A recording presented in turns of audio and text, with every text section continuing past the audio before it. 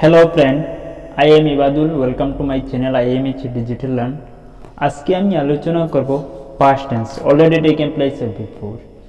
So কোনো কাজ অতীতে হয়েছিল, হচ্ছিল, হইয়াছিল বা কোনো সময় ধরে থেকে হচ্ছিল এই ধরনের বাক্যকে past tense বলে।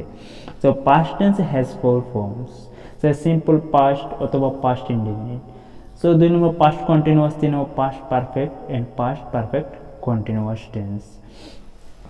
So simple past tense, তো simple past tense কি? অতীতকালে কোনো কাজ ঘটেছিল বা হয়েছিল এ ধরনের বাক্যকে simple past tense বলে। সো যেমন I lost my pen, lost verb এর কাজ অতীতে সম্পন্ন হইয়াছে, বর্তমানের সঙ্গে ইহার কোনো সম্পর্ক নাই। তো এটা কিভাবে আমরা চিনব? সিম্পল পাস্ট টেন্সের খুব সহজ বোঝার উপায় হলো বাংলা বাক্যের শেষের শব্দের সাথে এছিল, এছিলা, এছিলে, এছিলেন, এছিলাম অথবা নাউন অ্যাডজেক্টিভের সাথে ছিল, ছিলা, ছিলে, ছিলেন, ছিলাম যুক্ত থাকলে পাস্ট ইনডিফিনিট বা সিম্পল পাস্ট বুঝে নেব। যেমন রাম স্কুলে গিয়েছিল। রাম কি কোথায় গিয়েছিল? স্কুলে গিয়েছিল। এই অর্থাৎ মানে গিয়েছিল, এখানে এ ছিলটাই যুক্ত হয়েছে। আমরা রাম স্কুলে গিয়েছিল অর্থাৎ এ যুগ ছিল। Ram went to school, went অর্থ গিয়েছিল। সো কখন গিয়েছিল? আগে গিয়েছিল, ওটা বুঝে গিয়েছিল। তো সে ধনী লোক ছিল অর্থাৎ নাউন প্লাস ছিল। হি ওয়াজ রিচ ম্যান, কি রিচের পরে কি আছে মানে ওয়াজের পরে রিচ ম্যান, হি ওয়াজ রিচ ম্যান, সে ধনী লোক ছিল।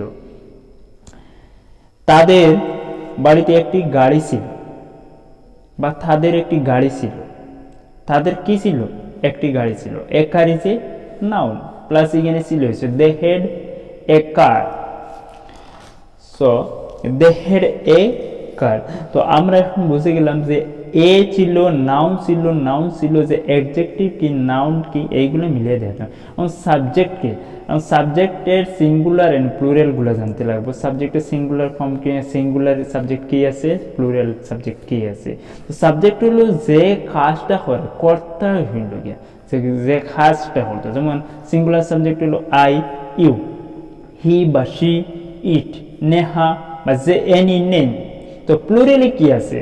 প্লুরাল হয়েছে গিয়া উই, ইউ, দে। তো প্লুরালে আমরা সব মিলিয়ে, তোমরা সব মিলিয়ে, তাহারা সব মিলে যেটা হয়েছে এটা হলো গিয়ে plural subject.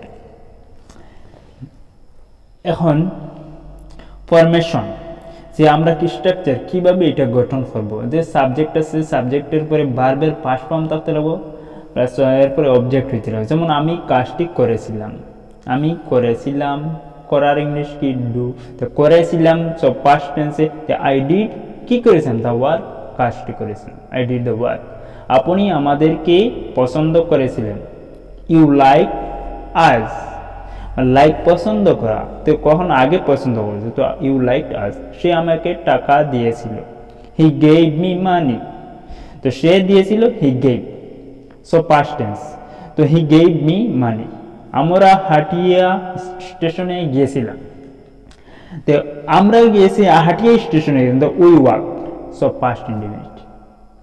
To the station, on foot, পায়ে হাটে স্টেশনে গিয়েছিলাম। তারা স্কুলে গিয়েছিল, তারা স্কুলে গিয়েছিল। এখন গিয়েছিল ওয়েন্ট, ভার্বটা আছে, তো ভার্বের পাস্ট ফর্ম ওয়েন্ট।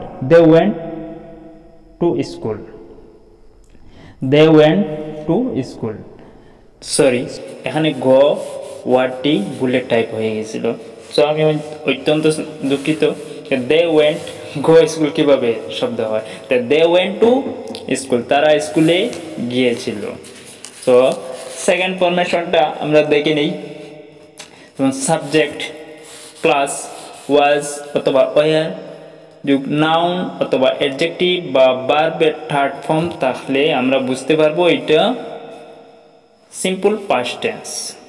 যেমন আমি একজন ছাত্র ছিলাম, কখন ছিলাম? সো জানি না, আগে ছিলাম। তে আই ওয়াজ, আমি ছিলাম। কি ছিলাম? A student. তো স্টুডেন্টটা কি বুঝতে পারছেন আপনারা? তো সে ধনী ছিল, সে ছিল কি ছিল? কখন ছিল? আগে ছিল। হি ওয়াজ কি ছিল? ধনী। হি ওয়াজ রিচ। নেহা একজন ইংরেজি লেখিকা ছিলেন। নেহা একজন ইংরেজি লেখিকা ছিলেন। তো Neha was an English writer. Neha was an English writer. Neha একজন ইংরেজি লেখিকা ছিলেন, আগে ছিলেন। তোমরা অনুষ্ঠানে নিমন্ত্রিত ছিলে। You were invited in the function. You were invited in the function. আমাদের বাড়িতে একটি গাড়ি ছিল। আমাদের বাড়িতে একটি গাড়ি ছিল। দেয়ার ওয়াজ এ কার ইন আওয়ার হাউস। কোথায় ছিল? আমাদের বাড়িতে। ইন আওয়ার হাউস একটি গাড়ি ছিল। দেয়ার ওয়াজ এ কার ইন আওয়ার হাউস কখন ছিল? সো আমরা জানি না, আগেই ছিল। Past indefinite tense. তো স্টার্ট ফরমেশনের মধ্যে কি আছে? Subject plus had plus noun. Head থাকলে আমরা সবসময় মানব না যে পাস্ট পারফেক্ট টেন্স। সো হেডের পরে যদি নাউন থাকে তো এটা আমরা জানিয়ে নিব পাস্ট ইনডেফিনিট। আমার একটি গাড়ি ছিল। আমার ছিল I had. So past tense. তো আমার ছিল। তো কি ছিল? A car. A car is a noun. তো আমার একটি গাড়ি ছিল। তার একটি স্বপ্ন ছিল। তার কি ছিল? স্বপ্ন। তো he had a dream. He had a dream. He had মানে তার ছিল। কি ছিল? একটি স্বপ্ন। এ ড্রিম তার একটি স্বপ্ন ছিল। তাদের দুটি গাড়ি ছিল। তাদের ছিল। এখন তাদের ছিল কি আছে? They had. তাদের ছিল কয়টি গাড়ি? দুইটি গাড়ি। Two cars. They had two cars. They had two curse.